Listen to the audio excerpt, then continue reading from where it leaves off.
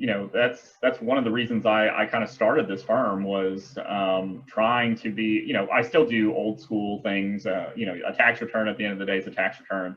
And although there's important parts to the tax return that constantly get updated and things of that nature, pretty much anybody worth their salt can perform a tax return and prepare a tax return.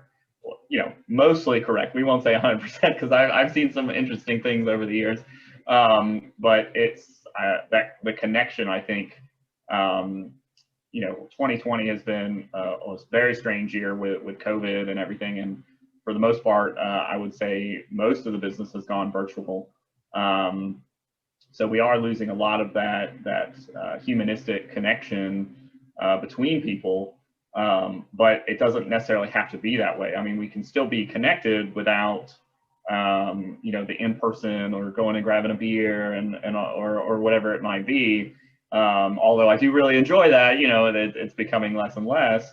I started this practice mainly to say, look, we're going to be here for everything. And, in a COVID year, I'm going to work way harder. My hourly and my billable rate is going to decrease by that. That's not how I charge, but overall, when I'm looking at analysis, that's just the way that it's going to turn out, because I rely on clients to make money. So I've got to keep these clients alive.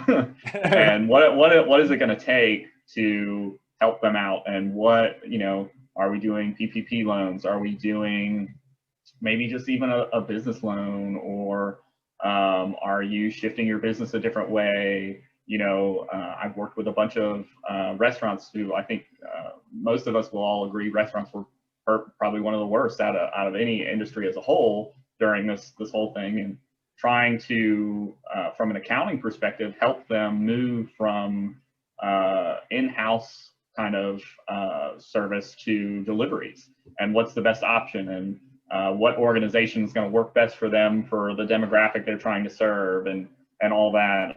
And I think that's so vital to each business and each individual, because everybody's different.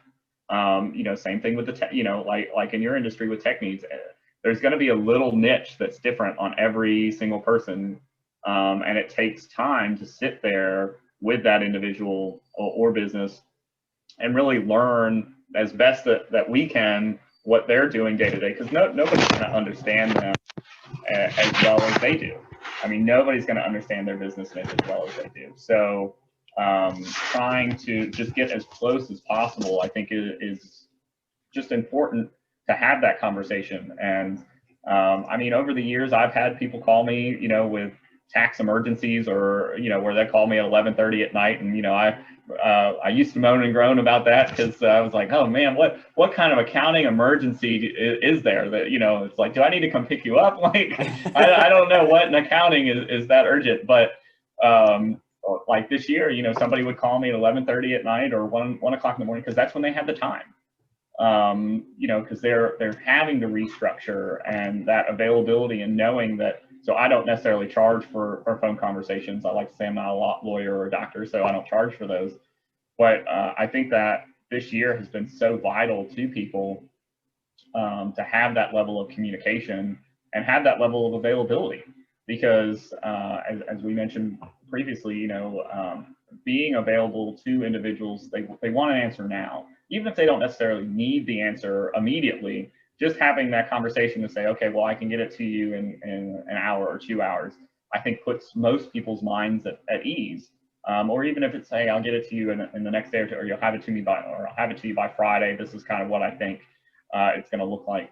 I think that's so vital in having that communication and availability of being connected to them